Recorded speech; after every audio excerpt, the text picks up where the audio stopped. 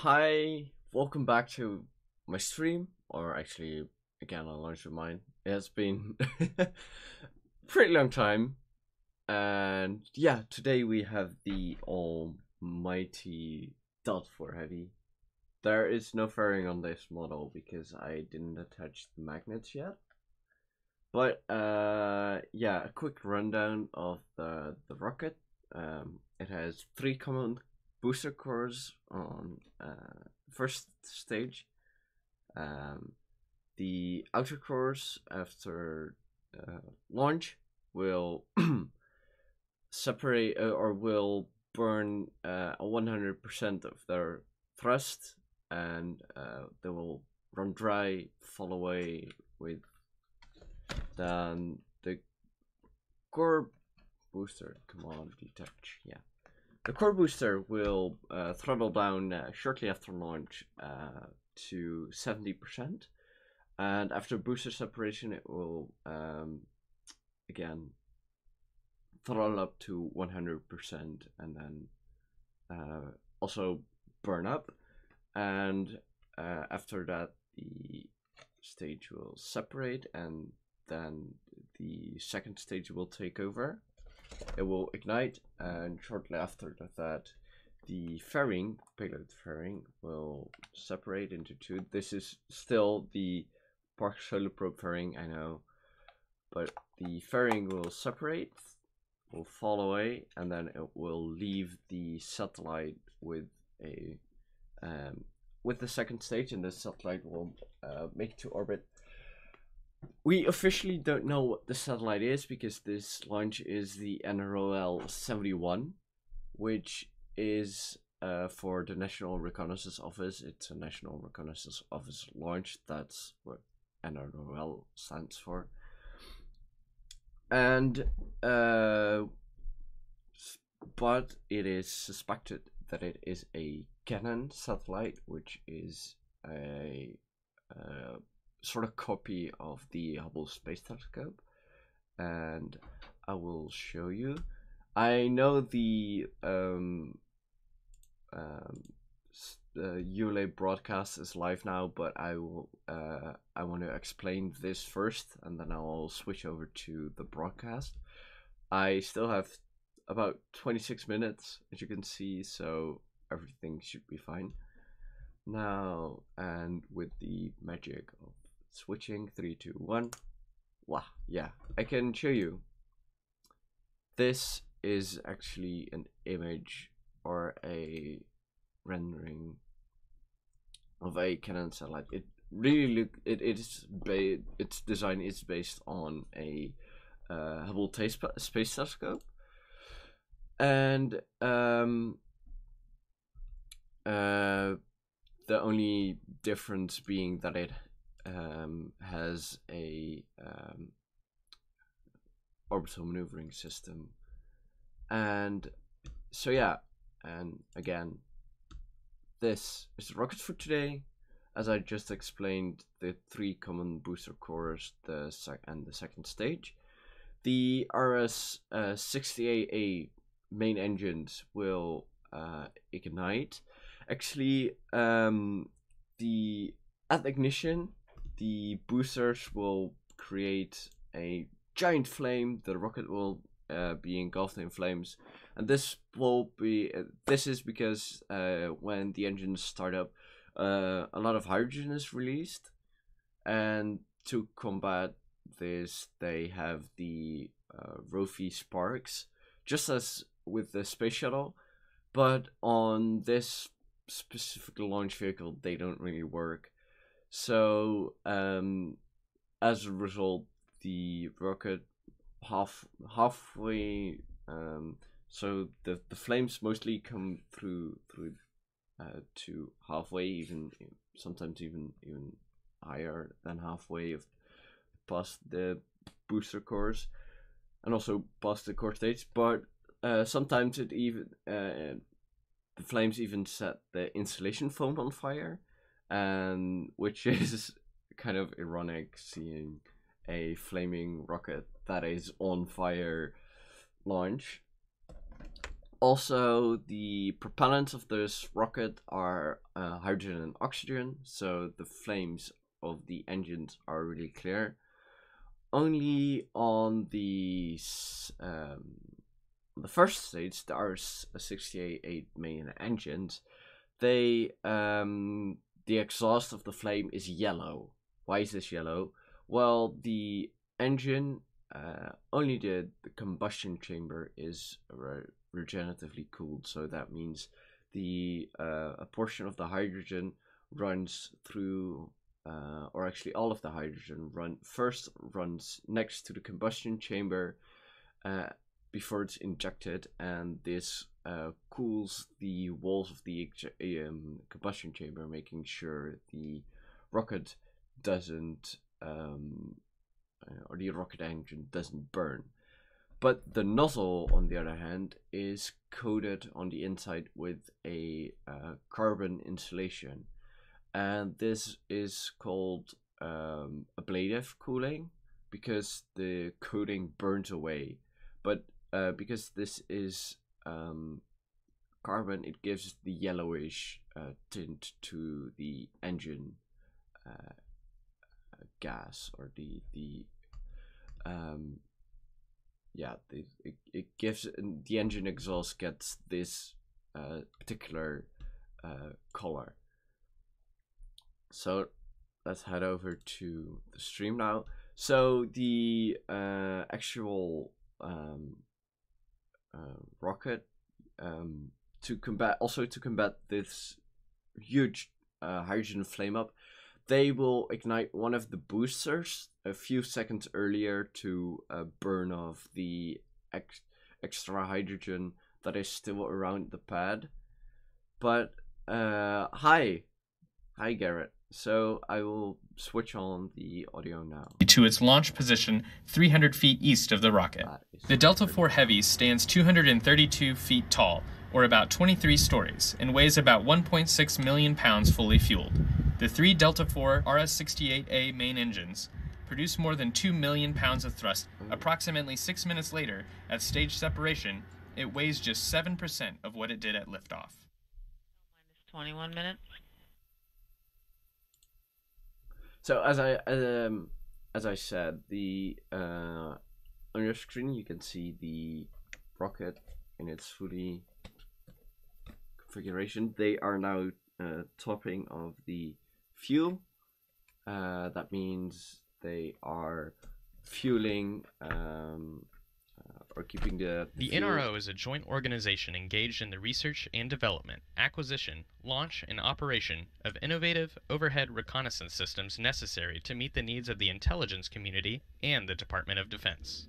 The NRO is recognized for its innovative intelligence collection systems that are used to develop highly accurate military targeting data, support international peacekeeping and humanitarian relief operations, and to assess the impact of natural disasters. The art for today's mission depicts an eagle as a symbol of both freedom and the nation, providing a fitting mascot to represent NRO's support to our nation's warfighter. The initials JLC on the foreground dog tag are in honor of Colonel Joshua L. Chamberlain, a Union commander who was awarded the Medal of Honor for his heroism at the Battle of Gettysburg on July 2, 1863, when he held the Union Army's southern flank at Little Round Top against a repeated assault from Confederate forces. Colonel Chamberlain's heroism, leadership, and commitment to service before self exemplifies the ethos of the American warfighter who the NRO is committed to serving each and every day. The art also includes the NRO mission number 71, along with the Delta IV Heavy in Vandenberg Air Force Base to indicate both the launch vehicle and location. The motto, "Serving Those Who Serve," rounds out the logo and represents the NRO's commitment to delivering the mission on time to the warfighter and intelligence community. So, because this is a secret launch, as I explained, 9 minutes. We kind of know what the satellite is. We anticipate entering the planned 15-minute hold momentarily. The team is still working to an 8:15 p.m. Pacific launch time. If you've ever seen a Delta IV Heavy lift off, you may have noticed it seems to emerge from a cloud of fire. Recently, I had the opportunity to sit down with propulsion engineer Chris Coleman, who explained how it works. So, Chris, we know that the Delta IV Heavy is the nation's proven heavy lifter, but when it lifts off, it seems like it's coming out of a cloud of fire. Yeah, so Delta Force hydrogen. So hydrogen being very light gas, it wants to float up, large buoyancy, and then you add fire to it, sort of like hot air balloons. First thing we do is we inject hydrogen down in the flame duct, light it off, and before the engines come up to power and evacuate the duct, you end up getting a hydrogen fireball that comes up the side of the rocket. So we changed the Delta IV ignition sequence to include a staggered start. Was that anything to do with trying to prevent some of that fire?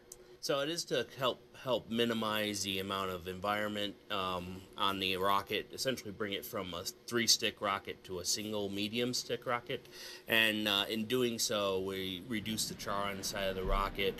What you'll see with the staggered start is that the one rocket will start early and you'll see the fire come up the one side of that one rocket, and then the other two start up 2 seconds later, and the fireball isn't nearly as high visually. So what I'm hearing is that this fireball and the charring on the side of the vehicle, really it's all expected. Yes, the rocket is designed in such a way that we apply cork on the bottom end of the rocket, which is very resilient, and then the foam along the cryogenic tanks. They're all designed in such a way that with the thickness and the charring, that it protects the rocket itself from the environment. So I know with the Delta IV Heavy, we tend to run a little fuel rich. Does that tend to contribute anything to the fireball? Not necessarily. So a hydrogen rocket, you'll tend to, due to the way the math works out, you want to go a little bit fuel rich. What we're seeing on the rocket is mostly hydrogen that we've introduced first in order to chill the hardware prior to starting up and spinning up the pumps. And that flame is really an open air flame, not necessarily one that's mixed with liquid oxygen. So was the staggered start ultimately effective in doing what you wanted it to? Yeah, it was quite effective. We actually ended up getting pretty much as we predicted, an environment pretty similar to a medium rocket or a single booster rocket. And the results you can see actually on an NROL-65 mission where we had the char layer essentially go down. Well, Chris, I really appreciate you taking some time to talk to me today. It's really interesting to hear more about what causes the big fireball at liftoff, as well as what staggered start has to do with it. So thanks again for coming out to talk with me. Happy to help. On drain valve cycle test. Roger. So yeah, they just explained what I've said. The that the rocket now uses staggered start to combat the whole flame up. As you can see, the Tonight's rocket mission is ULA's is ninth and last for 2018. less The yellow year than ends as it mine. began, with a mission for the NRO. It also included the first Mars mission from the West Coast, and the bittersweet last flight of the venerable Delta II. Let's take a look back. Liftoff of the United Launch Alliance Delta IV rocket, preparing the NROL-71 mission.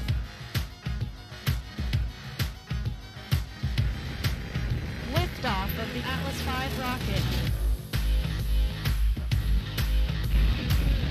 Liftoff of the Atlas V. NOAA's GOES-S. Liftoff of the United Launch Alliance Atlas V rocket with Aerospace 11. Liftoff of the Atlas V and NASA's InSight. Liftoff of the mighty Delta IV Heavy rocket with NASA's Departure Solar Probe. Liftoff of the final Delta II. And liftoff of the AEHF-4 mission carried by United Launch Alliance Atlas V rocket.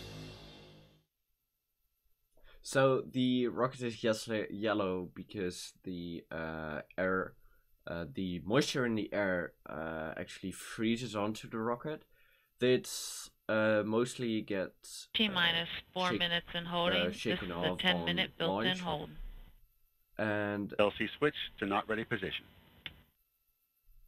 right now the mission countdown is ALC, please set the countdown clock for a new T0 of 041500 Zulu. Roger. 215. Okay. They are Now, right now, they're in a LC hold. countdown clock has been set for a new T0 of 14:15 Zulu. Or 04:15 Zulu. Roger. So 5. That is... Isn't that... What time is that? Okay. I didn't really sleep a whole lot, so... It is... for your information, it is 5 o'clock in the morning right now here, so... Our brain might not be working completely. L minus 14 minutes. L minus 14 minutes. Okay, so it is still on. Okay. So as you just heard, we have entered a planned hold, and we are still on target for an 8:15 p.m. Pacific launch time. So the Delta 4 countdown has 2 built-in holds, and this is if they are running... Has-gas LC. This is Go ahead, LC. for... Establish has-gas scan pattern 140. Roger. Should they run behind on... NRO launch mission checklist? managers, who are junior U.S. Air Force officers working at the NRO, are responsible for putting multi-billion-dollar satellites into the right orbit at the right time in support of the warfighter. It's a unique job in the Air Force with a tremendous amount of responsibility that develops Air Force officers and future NRO leaders. Here's a behind-the-scenes look. ALC, go. AC. AC is go. RC, clear to proceed. Launch director. The launch vehicle is ready to launch.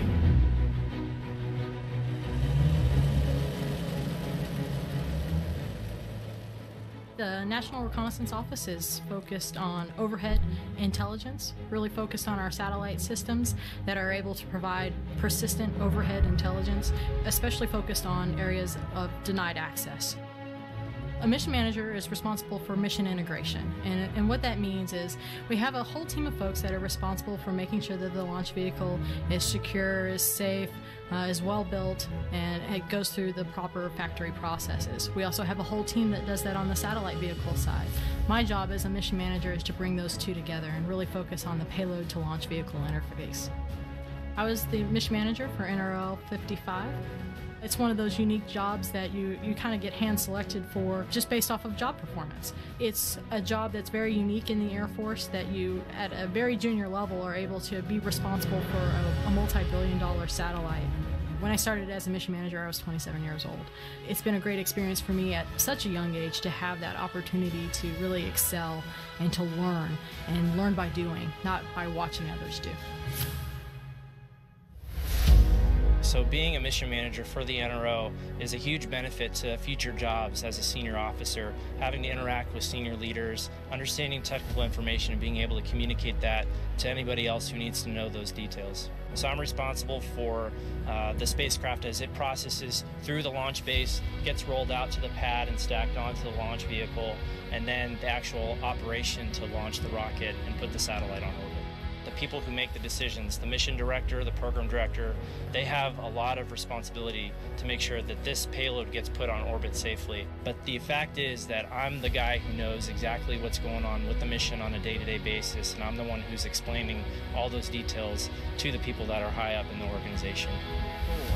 We have main engine ignition, 2, 1, and liftoff. So I've launched about 12 missions so far.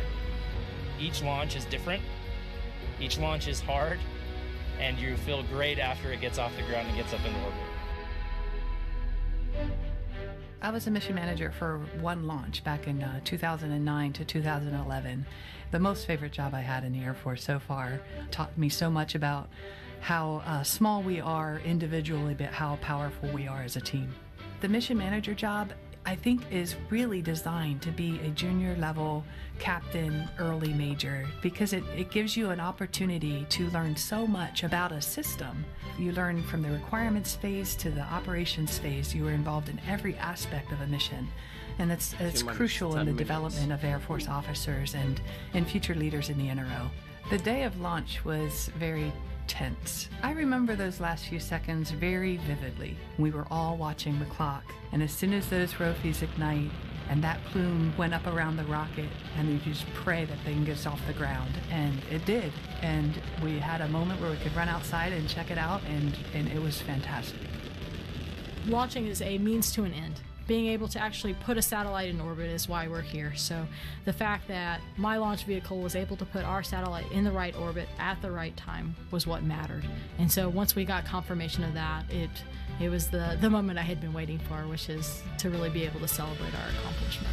My job is the best job in the National Reconnaissance Office. It's been hard and challenging, and that's really what makes the job fun. It's working together with the community to put this payload on orbit for the warfighter.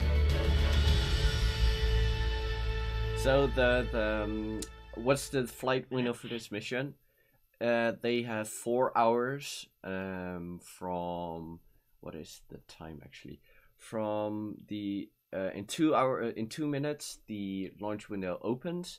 It lasts for 4 hours, and they currently targeted 4:15 UTC as their launch time. So what they do with the holds is there is one, I believe, at T-minus 4 hours and 15 minutes, and one at T-minus 4 minutes. If they would run behind on schedule, Roger. If they would run, LC switch to ready position. All steps are complete prior to the status check. Yes. If they would run behind on schedule, they have in those holds, they're 15-minute holds. They have time to get back on schedule. And L-minus 8 minutes. Should there be a problem, they can resolve this in these holds. And also, when a problem takes a bit longer to resolve, they, I believe, have 5 minutes intervals. We remain in the planned built-in hold. In a few moments, launch conductor Dylan Rice will poll the team for the final go to pick up the countdown. 31 engineers and managers will be polled for system status and readiness to proceed with the launch. This is the final status check before launch for all Delta vehicle systems, ground systems, the spacecraft, and the U.S. Air Force Western Range. The readiness poll includes hydraulics, pad water deluge system, electrical systems, pneumatics, propulsion systems, flight control, and propellants. Let's listen in as launch conductor Dylan Rice performs the final polling of the team. So, these built-in holds, they can status check to proceed with terminal extended. count, first stage systems, propulsion. Go. Hydraulics. Go. Locks. Go. LH2. Go. Second stage systems, locks. Go. LH2. Go. Electrical systems, airborne. Go. Ground. Go. Facility. Go. RFFTS. Go. Flight control. Go. COM. Go. TC cubed.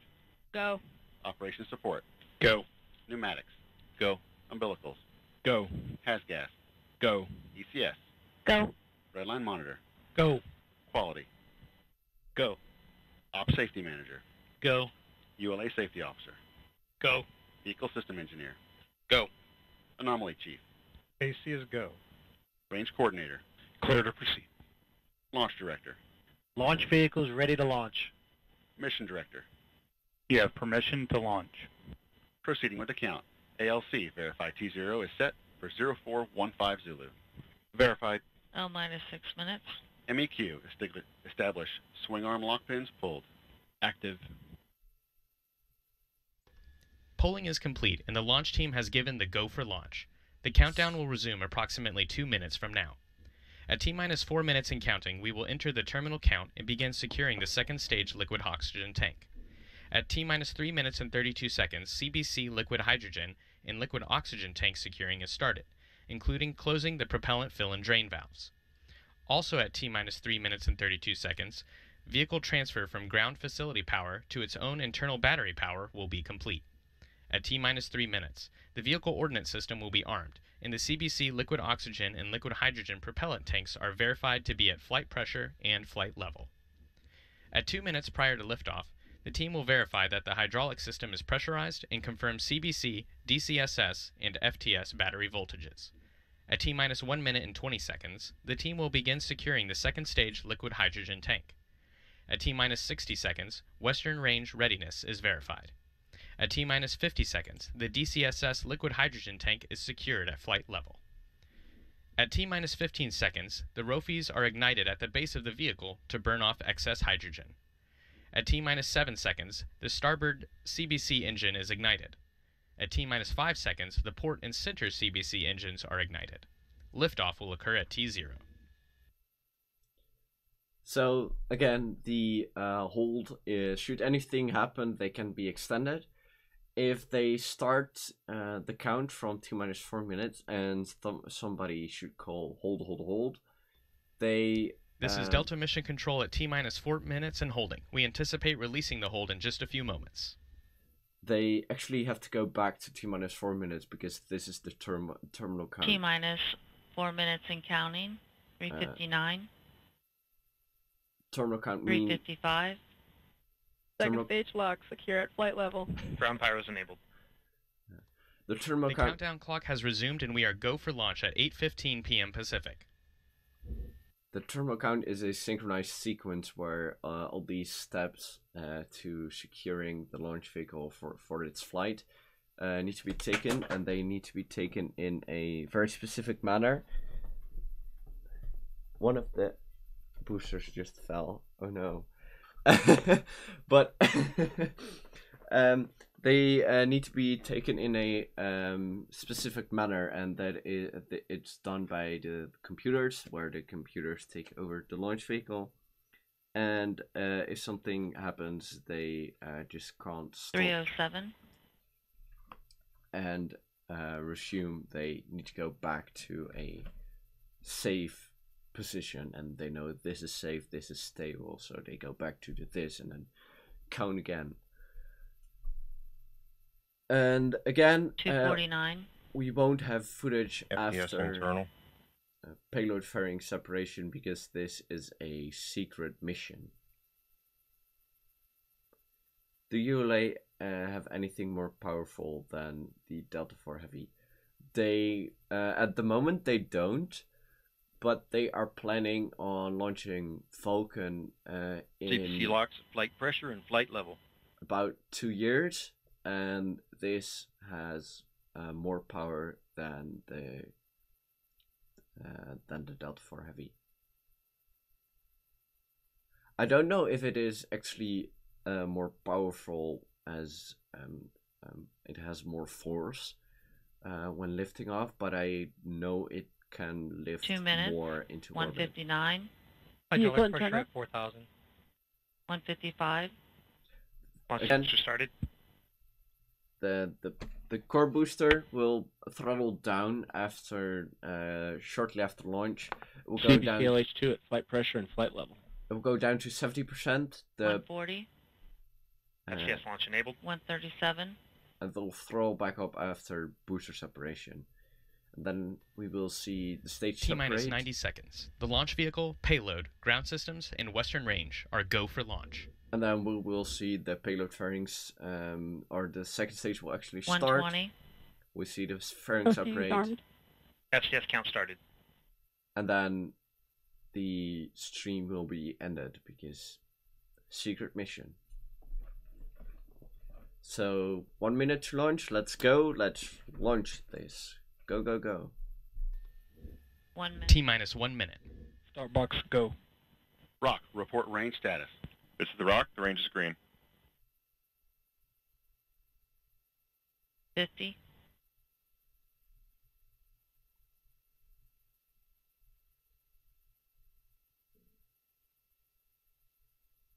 Second stage, LH2 secure at flight level.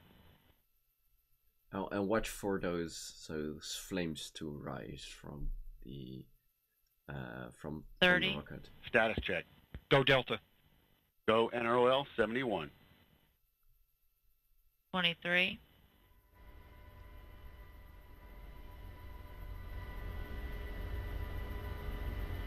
15. Trophy ignition. T-minus 10, 9, 8, 7, 6, 5. We should have ignition. 4, 3. We don't have ignition. Hold. Okay, that's a hold.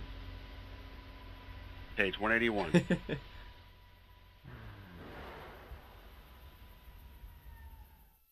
Some nice flames. Go! No. A hold has been declared. We are standing by for more information. Yeah. It's smoking away. So they have 4 hours, so we might they might try and launch. What happened? They tried to ignite the rocket, Miko but confirmed. something did happen, and the countdown was held. That was anticlimactic. Yeah, it was. You actually saw the hydrogen burning and then just shut down. It might be an engine failure. But it could also be something different.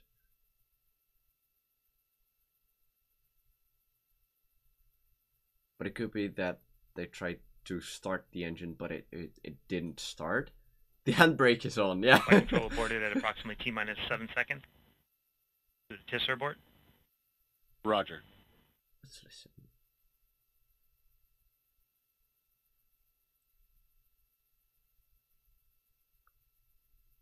So, and flight controller, are you ready to reset the clock to T4 and holding? I am ready. Okay. Roger. ALC, reset the countdown clock to T-minus 4 minutes and holding. Roger. Okay, they're gonna try again. That is positive. The webcast today is a little bit longer than it should have been. Yeah. Go Space Force. Well, actually, right now it is the no-go Space Force.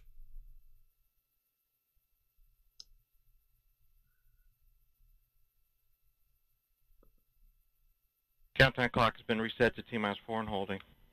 Roger. FCS is in pre-flight mode. Roger. Prop 1, verify safe RS-68 shutdown and purge configuration as follows. We're active.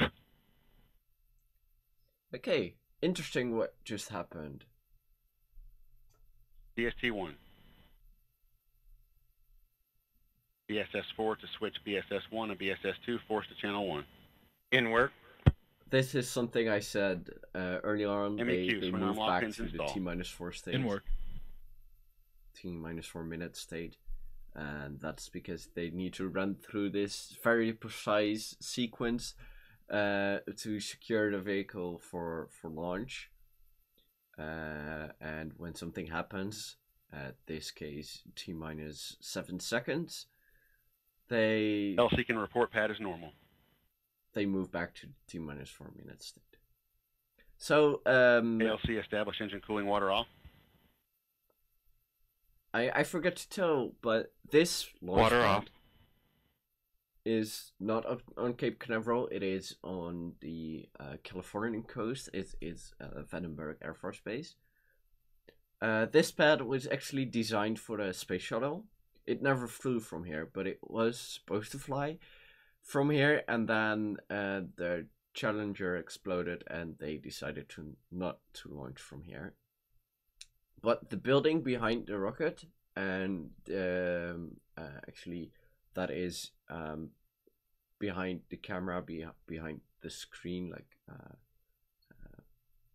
in front of it, but there's a building and the camera is actually in front of it. The building closes up as two parts, and then one comes out first and then the other rolls back, and then you have the rocket. But the buildings are still the same from the space shuttle era, so that's actually what the space shuttle left for this rocket. And this pad was used LC for fuel one. space Go shuttle. fuel 1. At step 60, fuel 1 is nominal. Or never Roger. actually used for the space shuttle, but it is a really correction, heavy at step 80. launch Understood. pad. So LC PLE on one. Go PLE. Yeah, we're still in our second stage lockup. We'd like to go ahead and vent the second stage LOX tank at this time. Proceed. LC per step 80. Substep Bravo, fuel 2 is nominal. Roger. Sudi Falcon. Not instead of a Sudi Falcon, we have a Sudi Delta 4.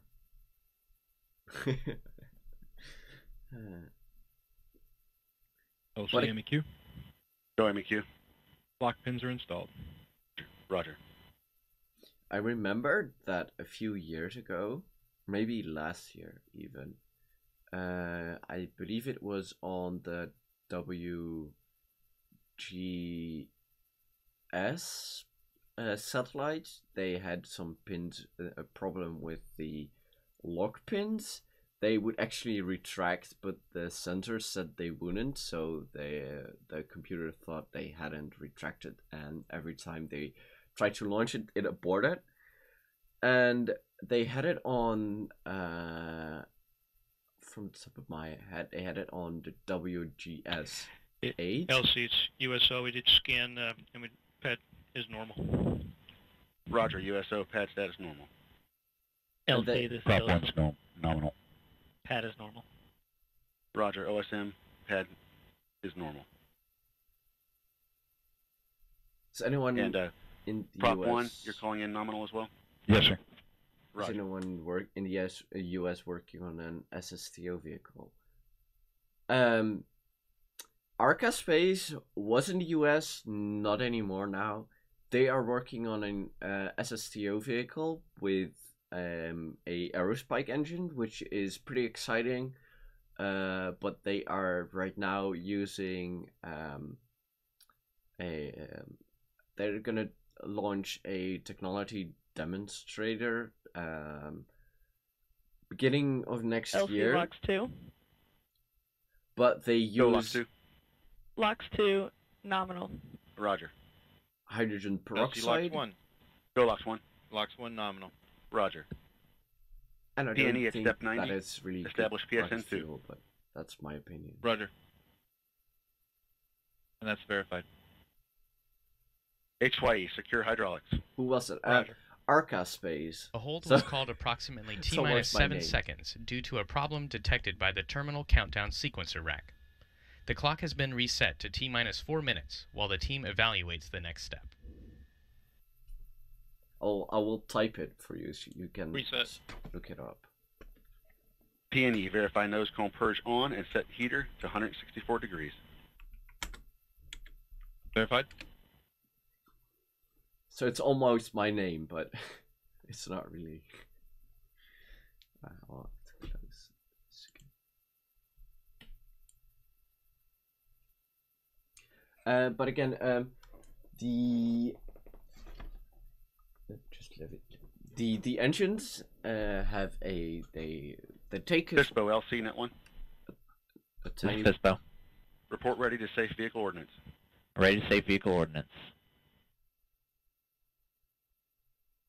the engines Verify FISBO before concurrence to safe igniting FTS. FISBO concurs. or when igniting. FTS, LC. Go ahead. Command FTS safe and external. In work. The turbo pumps take a bit of fuel, bit of oxidizer, burn it, produce gas. This gas goes through turbine, which spins the turbo pump, which pressurizes the propellant. But as I said, the combustion chamber is cooled by the hydrogen. So to actually cool that, they first need to pump the hydrogen through the tiny pipes in the around the combustion chamber. So what happens is they first pipe it through the combustion chamber, or actually let it sit in there. But when the engine starts, they release that to get it flowing. But because of that, they release a lot of hydrogen gas into the chamber first before the oxygen is added and it's ignited. So the hydrogen sits there for a fraction of a second, maybe a second.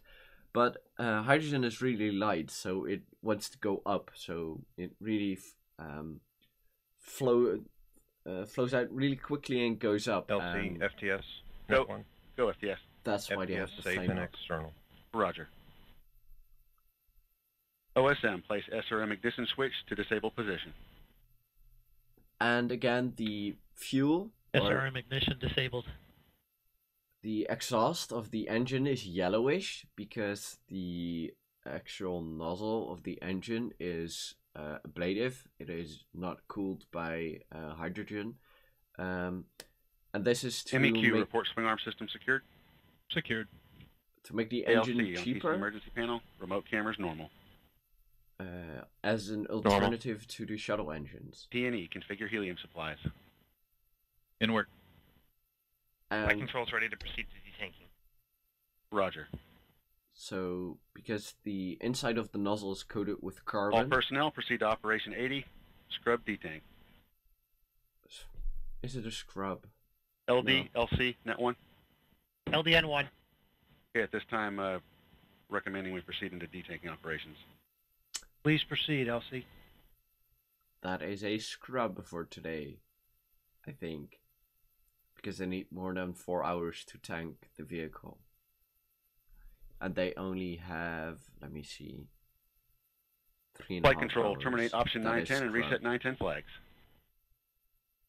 Well, this is fun. If they decide to launch tomorrow, I sadly can't live stream because, hey, it's school. I'm still a student. But yeah. If you in any way come up, if they decide to scrap now, and launch tomorrow, if you come up with the question of this rocket, just hit me up on Twitter, and I will probably be able to answer the question. So, and that counts for any rocket, any launch vehicle. Just hit me up with a question, and option 910 terminated and flags reset. I will try to answer it, but let's listen in what the Roger. Controllers have to say of this. Redline monitor, LC. Go ahead. Stop redline monitor. Roger.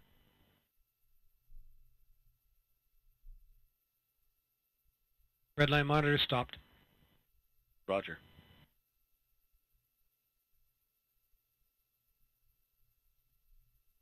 ALC, adjust clock to T plus 5 minutes and start plus count. Roger. What? Has gas, LC. Go ahead, LC. Proceed with CBC loading has gas scan pattern 305. Roger. So, it's not clear to me if they're gonna detank This is Delta Mission Control. It has been confirmed that we will not continue with Delta 4 NROL-71 launch activities tonight, and a new launch date has not been identified. For the most up-to-date information, please visit ulalaunch.com, follow us at ULALaunch, or call 1-877-ULA-4321. This concludes tonight's coverage. I'm Tyler Strickland. Thank you for joining us.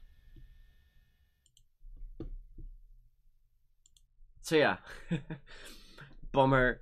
We didn't get to launch today. They tried to ignite it, but I think they can't find the cause quickly enough. So they are just the decision is that they detank the vehicle, save it, so payload is safe, rocket is safe, and then have another attempt on a later date. Well, that hydrogen looked good burning off for a few seconds. Yeah, actually coming up to engine start, it leads me to think that it is something to do with the engine. So, doesn't have to be anything serious, but can also be that the some valves responded not quickly enough, and that sometimes leads them to aborting the launch, because you don't want to have a sticky valve when you want to throttle down for max Q, and one of your boosters just keeps on fully throttle keeps going. But yeah, I don't know. We should follow. You should follow ULA on Twitter and see what the next launch date is. I don't know if I'm able to stream it I will let everybody know on Twitter. And thank you for tuning in to me. And again, if you have a question about some rocket, hit me up on Twitter. I will probably be able to answer the question, and otherwise I will be happy to do some research for you. So yeah, that's it for today, for this really early morning for me. So if you're somewhere else in the world, have a nice evening, nice night, nice afternoon, nice morning, I don't know, wherever you are. Ad Astra, this is me out.